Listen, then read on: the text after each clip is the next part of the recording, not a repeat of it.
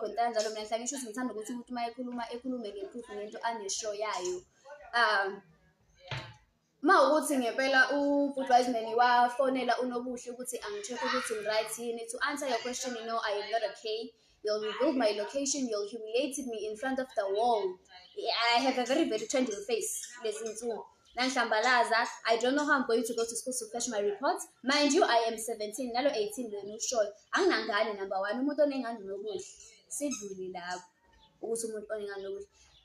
Angazi ngisho kuhamba in a public space cause nina nang-accuse ngento eninganayo ngisho ishow yayo. Number 4, yazi ngiphambanisa ngisho iy'namba indlela le ndaba le engiphatha kabi ngayo. Number 4, as I feel like as Mr. Wiseman Ncube, yes, he doesn't owe me anything. But as umuntu oclaima ukuthi he knows my family nani. Why mina singacela ngeside lami le story lezinto esho lokuthi cause nalapha kwama screenshots ayikho iproof esho lokuthi nokuthi nje ayisho ukuthi she's convinced. Ayikho iproof ezanayo. Ayikho neze. Why mina ngingabuzwanga la mside le story ukuthi how nakho nje kuthi wena why ngingabuzwanga? It's because you were rushing so much ukuthi uyoclearisha i-reputation yakho and you ended up clearing it with me. What about my reputation? Uze uthi uyangixolela cause you can see ukuthi mina ngi-obsessed fan nani. You know very well ukuthi I can never be obsessed about you. Yabo njoba uclaima ukuthi uyangazi, you know ukuthi I can never be obsessed about you. And if I was an obsessed fan, why ngingayinikezanga i-happy ending kuwo wonke lama fake screenshots agcwele? Why ngingayinikezanga i-happy ending where mina nawe sikwi very happy relationship? Why ngizoyinikeza i-ending ezongihlambalaza mina? Why because phela angithi mina ngi-obsessed ngawe? I should have given myself a happy ending at least. Why ngingayinikezanga i-happy ending? Kukho konke ngiphinde ngixolise ngoku-involve ubaba uMkhwanazi kwi-video engayenza ngizidefenda ngisho ukuthi ama-screenshots angiwazi.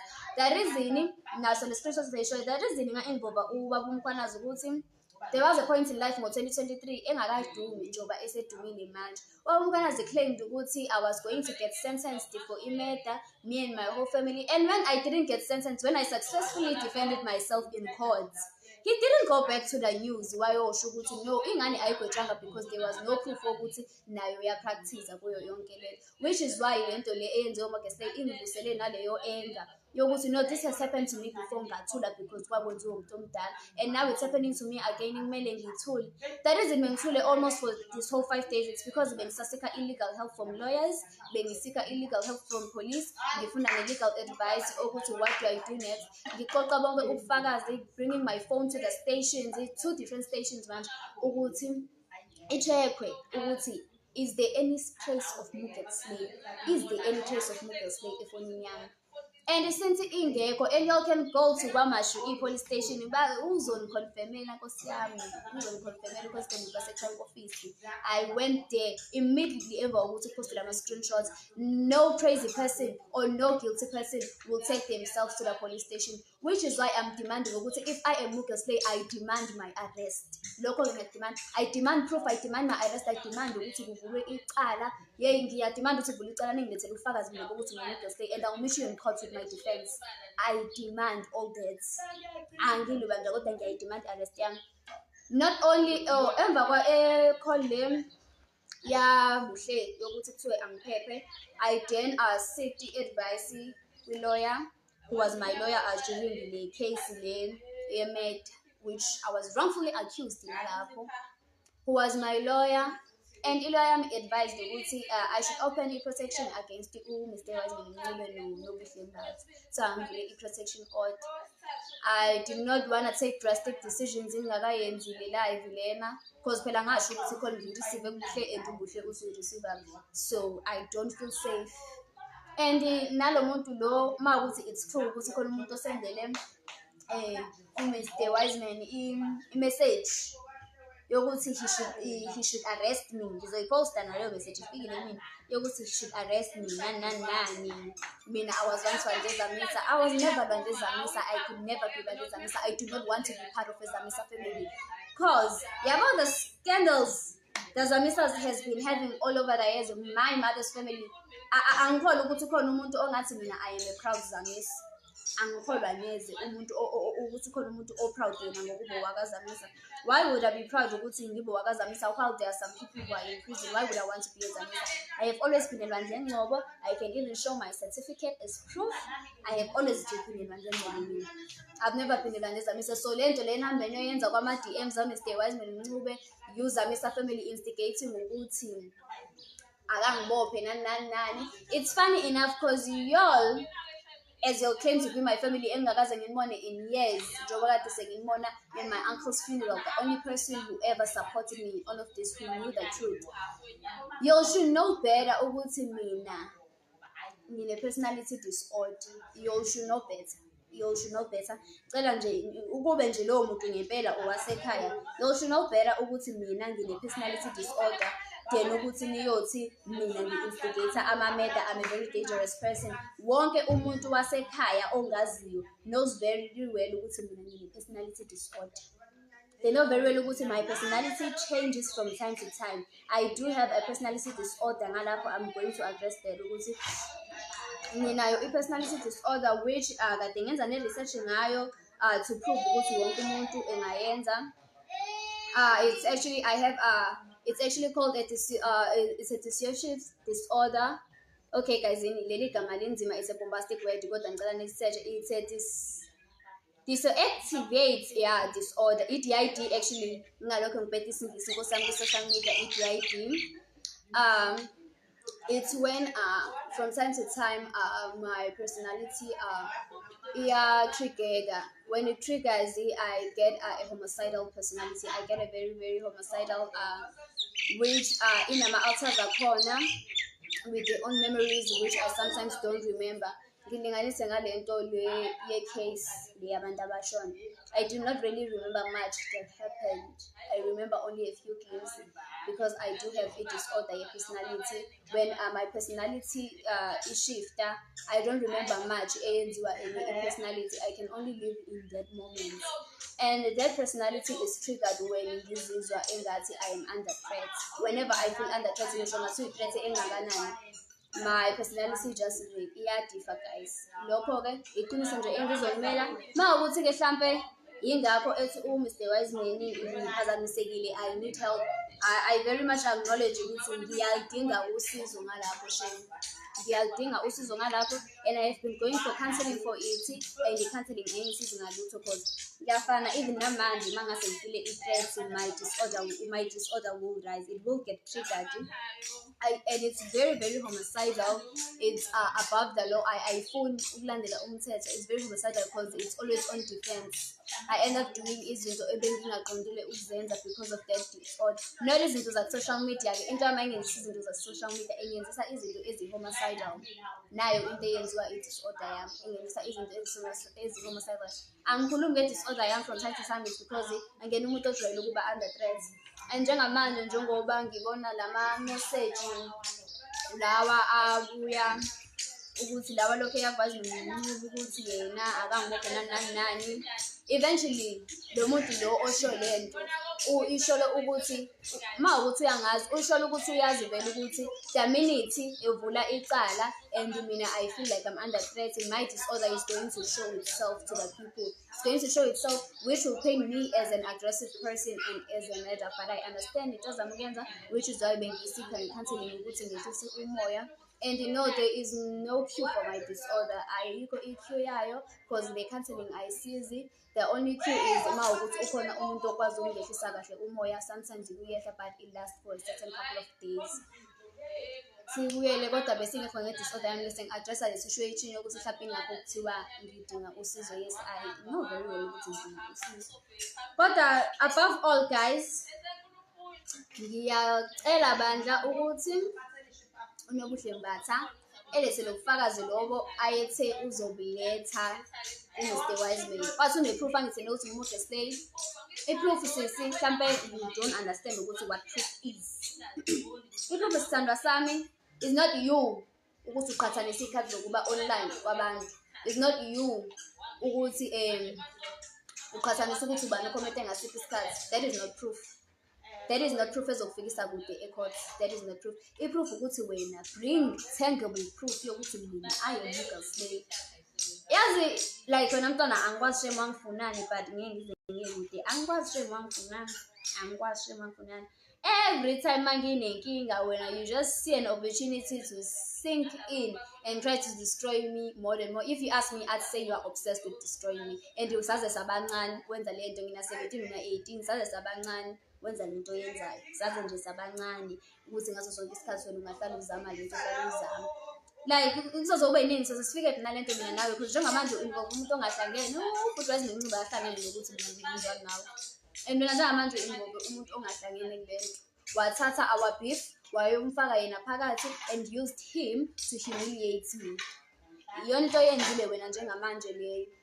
And angi-understand ukuthi uzomisa kanjani njengoba mina nginayo proof yokuthi mina Mokestay namanje ubhizi kwama-comment uthi mina ngakhokhela abantu ukuthi abenze i-video. Mind you iphoyisa lakufonela wena wafonelwa yiphoyisa lakutshela ukuthi remove lama-post lawa olokhu wabhala ngami Facebook because yena useyi-checkile ifoni yami ukuthi mina angene kuMokestay. Hhayi ukuthi awufonelwanga wena wafonela wena directly. And I see ukuthi how this is exciting for you. Wena nje excited ukuthi you literally the link between mina no Budweiser ukuthi uyilink yena uma ukuthi ufuna ukudlulisa umyalezo udlulisa through wena nami ngidlulisa through wena wazokuthanda ngokube messenger. And I understand ukuthi kule ndaba wawuhlanganaphi kuyo nobuhle anizwani Nkosi yami nokuyeka ungena ekukhulumeni. I understand ukuthi le ndaba wawuhlanganaphi kuyo wena uhlangana nale ndaba wazi waposta wena kwaza show ukuthi ngawe wena waza ngimina wangitshela ukuthi uyomsiza uMokestay nalokho futhi mina kubufakazi bakho ngabona upost screenshot sokuthi ngithe ngizokufakela i-lawsuit. Iyiphi ke into eqhubeka kwama DM ngoba ngakublock phela mina yiphi lento lokuthi iyaqhubeka kwabantu bama DM ngoba ngakublock. Why ufaka uBudweiser naye ube nenkinga yakhe yokuthi bamposta izinto ezingekho naye inkinga wena okade ungahlangeni naye and because you want to get back at me usuzosebenzisa lokho yomtshela ukuthi imini look girl not only are you bitter angazi unjani angazi ngizothi unjani mina nje futhi angazi ngabona ngani angikwazi nje ngabona ngani angikwazi ngabona ngani sisami angikwazi ngoba phela I apologize ukuthi ngatshela Mr. Madrobo about your pregnancy lokho angazi wangitshela ubungazi ungitshela ukuthi lento aphatha kodwa wathi mangitshela ngakutshela ukuthi ngiyaxolisa and wenza ngase reconciliation uyayithatha telling me that she's throwing a party I can pull through ucela igift. You are so two-faced shame kodwa ke nawe that's your own personality nami is my own. Ngicela banda ulethe message la ngabhala khona ukuthi nobuhle baza ngizobulala. Ngicela nje leyo message ngakungizela nenkinga lokhu ngizela nejeshi eziningi lokhu ngimoshela isikhathi ngicela leyo message. Ngicela ubufakazi lobo ukuthi mina nguMokestay hayi lama facts lokhu ngitshela ngawanga angekho nanathengable. Ngicela ngofakazi. Ngicela futhi ukuthi niyolivula icala lokuthi mina nguMokestay nofakazi beni ophelele. Ngiyacela ba angilwi namuntu angideleli umuntu ngicela nje ama-facts. Yabona manje njengoba ngi-report mina ngomhla 5 and I have very annoying classmates abasazongibuza ngalento and angifuni lokho ngiyidefenda ngilokho ngichaza izitori eziningi la ngento engekho. So ngicela bandla ukuthi le proof lo wawuthe uzoyinikeza uBudweiser sisi lo wathi naye ngicela umnike eyovula icala sheshe iphele lento. Ngicela nje umnike ungalokhu umosha isikhathi sami mina ngalokhu umoshela isikhathi mina. Ngicela nje umnike le-proof le angithi wena uyazi wena you is not all wena you are convinced wena you are very much convinced not you convincing me ukuthi angi-agree ukuba uMokestay cha nina ngisazoniposta shame mina seningidingise kwanele not you convincing me ukuthi mina ngivuma ukuba uMokestay kanti uyazi ngaze ngakubuza ukuthi imabuhleli ngakubuza kahle ngathi wena obuhle uhambile yini wayothi kuBudweiser mina nguMokestay because izinkulumo zakho manje wenze ngathi sekukhona into yaziyo wena wathi no awushongo ngathi nobuhle ngidinga uthi cha lwandle angishongo ngoba ngifayisikele wasona ngitshela into eyicabangayo yini oyicabangayo ucabanga nendaba enongahlangene nayo cabangani wena uhlala unemicabango wena ucabanga nendaba enongahlangene nayo wakuposta yini noMokestay wa-expose wena noma mhlawumbe uma wakho lo wa-expose wakwenza ukuthi ihambe wenza yonke leyo nto. Do you know ukuthi it's a crime itself to call the person a murderer? Ukuthi umuntu uthe uzokubulala without tangible proof, that is the crime. Sisi yabo mina you will destroy me that day lebet makhela isuka and ushuthi yosuka ngifile ngempela you will destroy me that day ngisuka lebet makhela you will destroy me that day ngibampofu that is when you will destroy me, not lento yenzayo. Sibancane for lento yenzayo nobuhle. We are very young. We are very young for uludumo olufunayo. Wena shuthi nje kwabo yazi indlela oyiyona mina, you tend to confuse me. Mina ngiwena as umuntu vele onginyanyayo, I would have been so happy mangiyibona ngitrend. Mangiyibona ngitrenda ngangizojabula kabi ngithi finally uyatrenda, abantu bayambhesha nani ngangizoba happy. But ngoba naleyo trend uyayifuna wathi nje osengiyifaka shiqo phakathi. You knew very well ukuthi ama-screenshots akho lawa uqamba amanga ku-advertisement uzowaposta. Wawazi ukuthi uzowaposta because naye phela uyawadinga isiphuko ukuthi lento ayikhuluma thatha. Ubuvele ufuna ukuduma, ubuvele ufuna kona lokho ukuthi uyobonga kwama-live ubongwe ngento engekho. Ubuvele ufuna yonke lento. Ubuvele uyifuna and wabona ngathi no kubuhlungu ngempela ukuthi uMorgan Slay wena akapost wadecide ukumnikeza information yabantu wakhipha ama-address ethu. Wawugcine nini khona ukungibona enani siqale lapho? Wawugcine nini? Inde lokusho shemani yo ukukhuluma lohlezi kumina ukhathali. Not only waphuza amaphoyisa ukuthi ngeke lento yenzayo, futhi nje wathi ngisakudakela. Ngeke ngiziyeke vele lwandla umsaba uzokwenzani, vele usisethule ngelosuthi uzokwenzani. Unayo imali yokuhlawula umuntu wena, unayo imali yokuhlawula umuntu ngalento yenzini? Unganayo noma mhlawumbe ngisinima ngokuthi ngikuzwele, unganayo wena imali yokuhlawula umuntu ngalento yenzini? Ngibuzele nje not that ngiyaku-undermine kodwa phela umuntu akahlawula mhlawumbe sisingo-500 kanje. Unayo wena imali yokuhlawula umuntu ngalamanga waqambeni? Uyazi ukuthi how humiliating it was for my family to watch in the live. Do you know how disappointed they were mina ngingabatshengisa sonke lama-screenshots awangisendela wona? Do you know ukuthi babe disappointed kanjani in me? Do you know the emotional trauma, the emotional pain you have caused me? Ngiya viral. Do you know ama-mental damages ongikhozele wena? Kuze kuthiwa la kwama-comments you should be kept safe. Vele mina I will not lie to you nobuhle and I'm not threatening you. But you should be kept safe from it disorder yami vele nami ngiyayazi, that's why ngingayithandi. I am not proud of it, ngiyazama ukuyilungisa because I know ukuthi you should be kept safe against them. Kodwa ngicela ungaqamba amanga. Ngakubona nje nama-screenshots akho se-Goodwisemeni mina ngithe ngizokubulala. Wangamscreenshothela ngaleyo message etshengisayo ukuthi mina ngizokubulala. And why lama-conversation lawa awapostile lapha ephejini yakhe ingekho le paragraph le ekwakuthiwa wena ngiconvince kuyona ukuthi angivumi ukuthi mina uMorgan Slay ngisho ngifuna attention yakhe nana. Sengafuna attention yakhe ngama-screenshots. I feel like if bengumuntu ofuna attention yakhe, of course everyone wants attention. That tattoo was already enough to get attention. Into enkulu kabi ukuba ne-tattoo. It was already enough to get enough attention. Ngeke ngifune attention. Ngizoyenzani attention yakho umuntu ozobe sene-bad reputation? Ngiyenzani attention yomuntu ene-bad reputation? Ngingayenzani i-attention yomuntu ene-bad? Uzothi nje ngifuna engizwele. Khipha i-message la wena engakutshela khona ukuthi mina sengikhulumile noWiseman. Ikhiphe naleyo message. Ikhiphe naleyo message. Ikhiphe.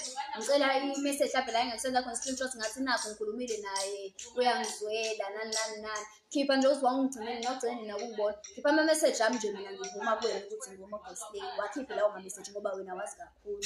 Hey nobuhle ngangihlezi ngikhuzwa ngawe zisho iy'ngane ukuthi ngiyoze ngikubone. Yo sisi, hayi mina ngikubonile shame.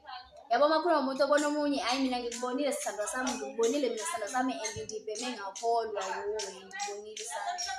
Ngikubonile sana ukuba uhlobo lulapendi he. And yazi, I wish angikaze ngoba involved nawe sisi. I only got involved with you because ngangikusiza. Why are you forgetting to mention that mawulokhu utshela bonke labantu ukuthi wahlala ekhaya? Why are you forgetting ukuthi ngangikusiza uqamba amanga ukuthi stepmother sakho sakuhlukumeza? Why ukhohle lokho? Because kumele phela ngabe uyasho ukuthi no, ngahlala abalande because ngangiqamba amanga kuyena ngathi stepmother sakhe samhlukumeza. Kwathi later on mase ekhuluma nabantu bangasekhaya engoqokazi basho ukuthi ayikho leyo nto. Kumele kubale lokho kubona noma awubonanga ku-important. Mhlawumbe awubonanga kona ku-necessary. Mhlawumbe awubonanga kona ku-necessary ukuthi ukubala ukuthi no. Not only was she my friend, ngahlala kuwo because she had pity for me ukuthi I told her I was going through so much. That's why ngahlala kuwo is because she was helping me. Why you mentionanga lokho because when you are afraid ukuthi people are going to see ukuthi what type of a person you are. Then you are backstabbing, but then it's fine. Ukwenzile okwenzayo, I will be waiting ukuthi mhlawumbe for cops ukuthi ngiboshwe ngoba wena uyazi uzobe usulethile ubufakazi ku-Mr. Wiseman ukuthi akayongibopha, and bonke laba bangi-advise ukuthi akangibophe, nakunina nonke ngizobe ngibulindile lobo bufakazi. Hayi, ngizobe ngibulindile iy'thandwa zami, ngizobe ngibulindile. Yazi, it's very difficult ukuthi ulahlekelwe uma wakho in a very, very young age, because you tend to get independent, you tend to learn ukuthi uyikhulumela kanjani. Funda ngisho ukuyikhulumela. Yabona nje uma ungenamzali nokuyikhulumela uyabona ukuthi it's either uyafunda or uzoba isidalo sabantu kuze kuyovalwa. That is what happens. Ongenamzali niyafundisana-ke vele la emhlabeni, ngikhuluma abanye abantu, and ngithulile. Yazi ngithulile zonke lezi iy'nsuku, and I'm pretty sure ngisho umuntu ofile bengingethuli nje ngibona. Ngathula even when uLady Londi embuza ubhuti Wiseman ukuthi which is which bhuti, ngoba nangu umuntu oxolisa kuwena, nangu umuntu wena othe uyena. He didn't reply to those. I understand-ke guys ukuthi he's not ngingathini, ayona impoqo ukuthi eyiphendule leyo nto, but it's reality baby, it's reality. Ngiphinde futhi ngixolisa kwaba umkhwanazi, kodwa nayo into engangisho yayinama-facts. Angikhulumi nje sidala into enganawo ama-facts nobufakazi. I work with proof. Mina emhlabeni ngifundisa ukuthi awuyisho nje into ongenabufakazi bayo, because you can get into trouble. Njengoba namanje nje lobuhle mina ngiyafuna lobufakazi, ngiyafuna musa nje ukuthula sisilokhu ukuthi uyowenza live. Leyo live yakho uma uyenza ngicela uyenze unobufakazi, Nkosi yami, ungakhulumi into ongayazi. Ngumngane wakho yini mina nakade saxabana, ngumngane wakho yini njengoba wena usufaka abantu abangangene kule ndaba yethu. Ubonile nje ukuthi there is no way uLwandle ezotrenda yedwa, nami ngifuna ukutrenda. There is no way uLwandle kuzoklineka igama lakhe, ngizomngcolisa unenkinga. Yabo uma khona umuntu one-obsession, sure wena you are paranoid with obsession of what's been denied of you, whether it's revenge or love, but you are really, really paranoid. No, manje, I really understand what they mean. Never underestimate the allure of darkness, because even the purest hearts get drawn to it. But to cut the story short, ngiqedele live. Yeah, nami banda izigirls ezingikhuzile ngale tattoos that uyabona kodwa ukuthi ngelinye ilanga bayokubuyisa eFort Nelson abantu ngenxa yale tattoo. Hamba ususa lo dodo osenyaweni zakho. Hayi ngiyawususa shame. Ngixolisa kakhulu nje kwakuthi ngize ngiqale kwenza ngoba into engenza ngibe kule nkinga it's because of the tattoo. Hayi shame, ngiyakwazi shame ukubuyisa umuntu ngabantu. Yazi mina umuntu ngingambuyisa ePieter Maritzburg mayingazi. Ngingabuya esibhedlela seyinhlanya ngingazi ngempela ngani.